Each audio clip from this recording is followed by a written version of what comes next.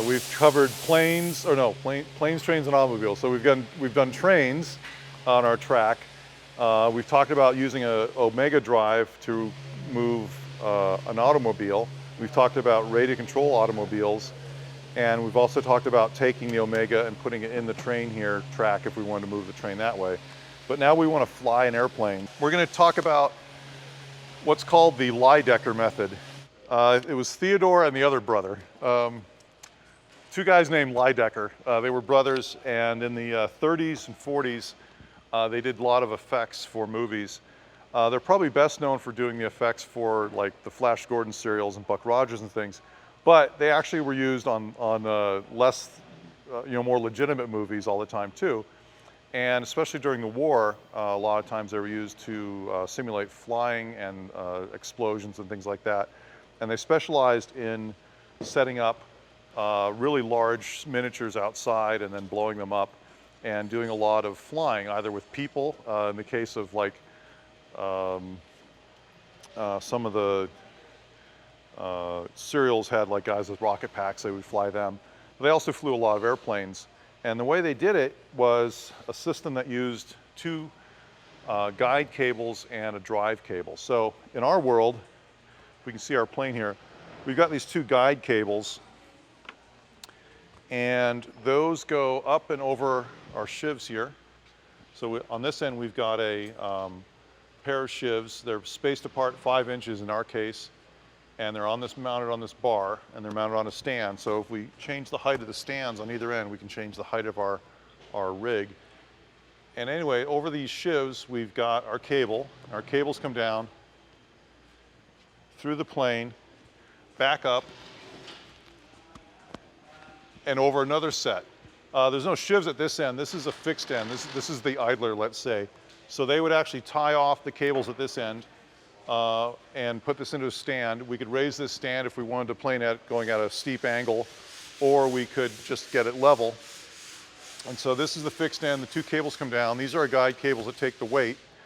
And then what we've done is through our plane, we've added these pieces of tubing to run our cables through.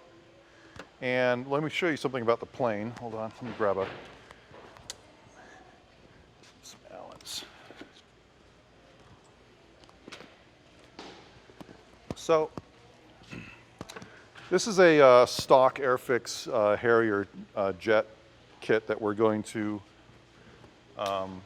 use in our show, and we're going to paint it and decorate it later, but for now we just needed to make this work for the effect. So I wanted access to this, so what I did was I took the wings and the top of the fuselage and I added Allen screws, little flathead Allen screws to hold it together so we could get into it. And that allows us to put in lights or batteries or anything else we need for the plane to take with it. I'll show you how I did that. So I'm taking out the Allens.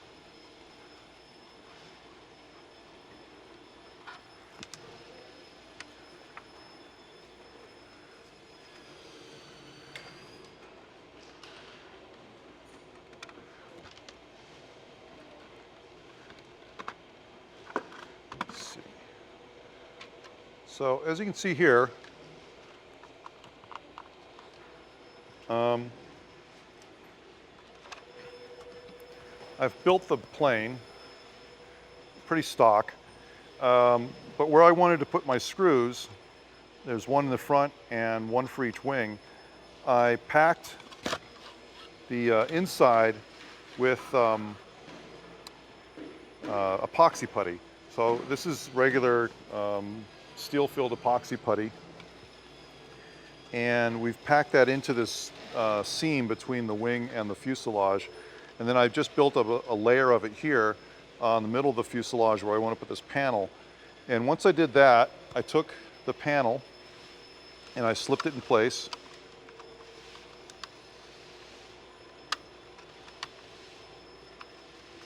And then I drilled a hole through the top of it and that was a tap hole. So I used a 440, I think it's a number 42 drill, whatever the right size drill is. You want to drill through the part and into that epoxy putty. You let the epoxy putty get hard naturally. It dries pretty fast, but still let it get hard first. Slip our piece in,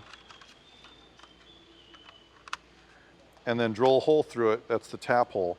Then remove our panel we want removable, and tap this hole for 440 screw. And the same here, I did the same thing. I took the wing and I put the wing on, drilled through, and then I tapped here and here for a 440.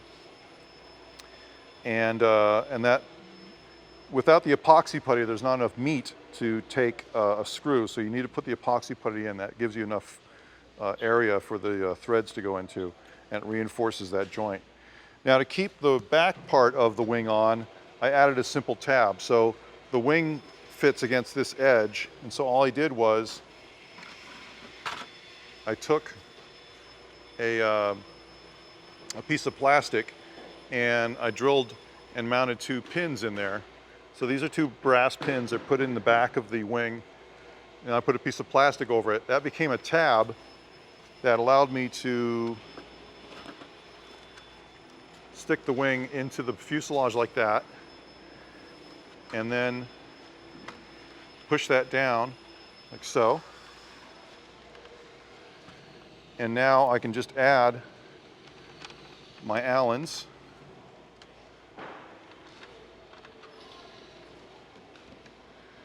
Tighten those down, and that mounts my wing to the fuselage, and that way I can take this apart to get into it if I need to very quickly. Let's say the pilot gets hungry or something, we can pull that out and get the pilot down.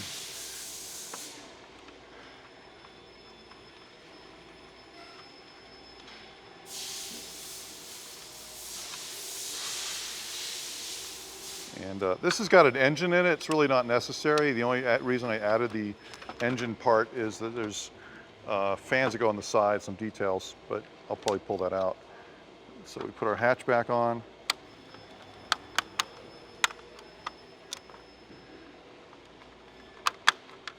There we go, snaps in. Add our Allen.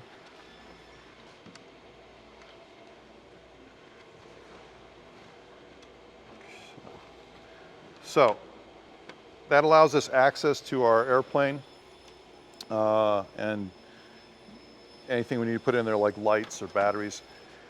So our weight carrying cables are here. These are our guide cables. They don't do anything to move the plane, they just take the weight of it.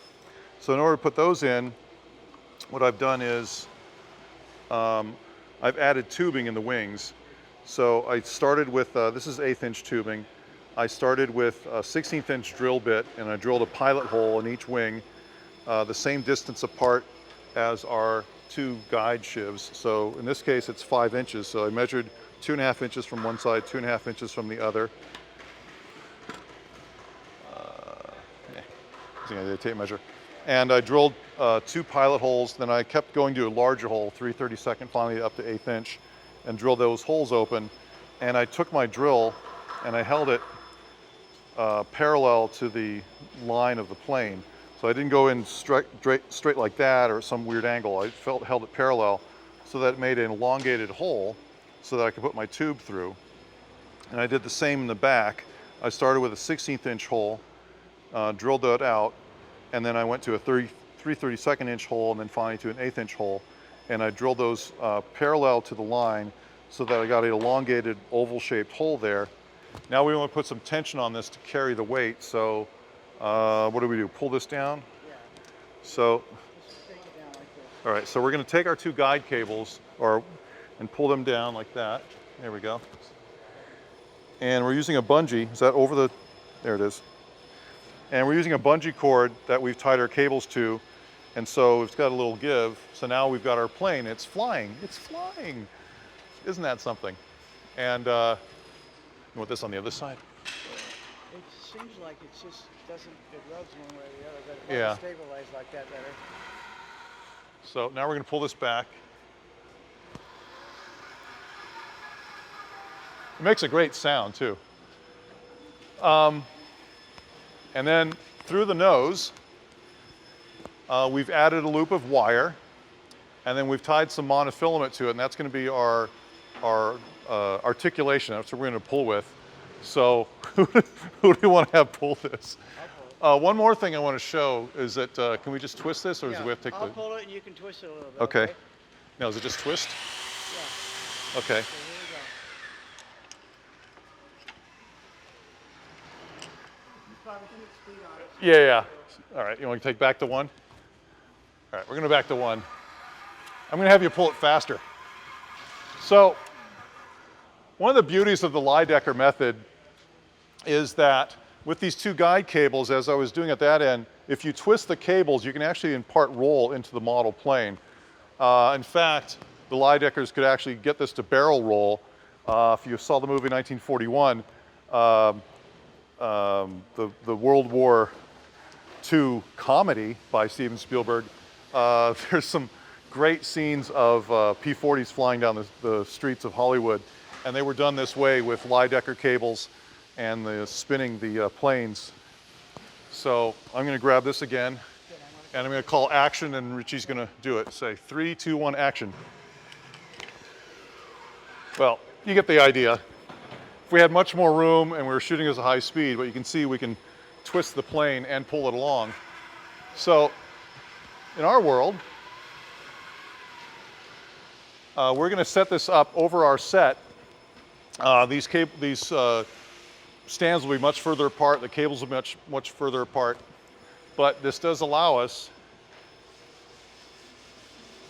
to, where'd you go through here? Just pull it down, or where'd you? Should be okay. Yeah. Where do you pull? Right Just here. there? Oh, okay.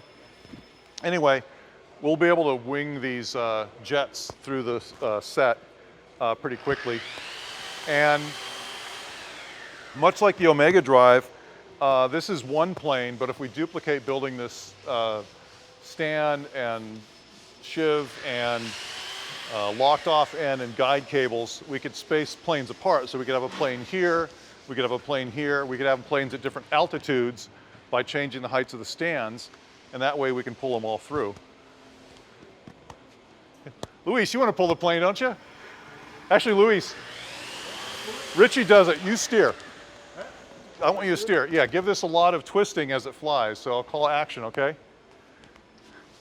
Wait a minute.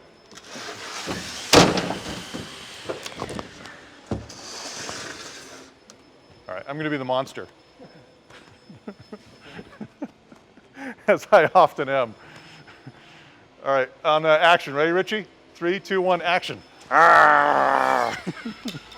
We lost our tail. Anyway. And then, unbeknownst to Richie, at some point when we do this, Rich, we could put cable cutters on that end, right? And you could drop the plane and blow it up. Right. Exactly. So we could actually cut these cables as it goes through and let the plane drop and blow up. It appears to be wobbling quite a bit, but when we shoot these things at high speed, see, it looks like this right now, but when you shoot at high speed, you're going at a higher frame rate, you're getting more frames, so in fact, the plane will appear to go like this. Even though it appears to be doing this to the eye, it's going to slow down that action when we see it on the film. Also, I think my movements have to be more subtle, like just like this. Yeah, I wouldn't jerk it. I would just ease it in. So you want to try that again? Richie, you want to pull? Yeah. Luis is going to, or Jared, you pull. You want to pull? All right.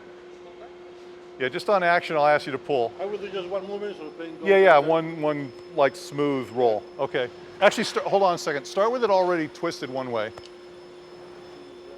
It doesn't seem to be helping. Okay. Just do one smooth one, all right? And on action, okay?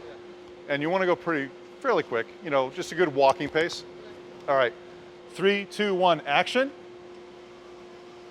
There you go. So that is the Lydecker method of doing airplanes. Support cables, pull cable, and using the roll feature to give us some motion.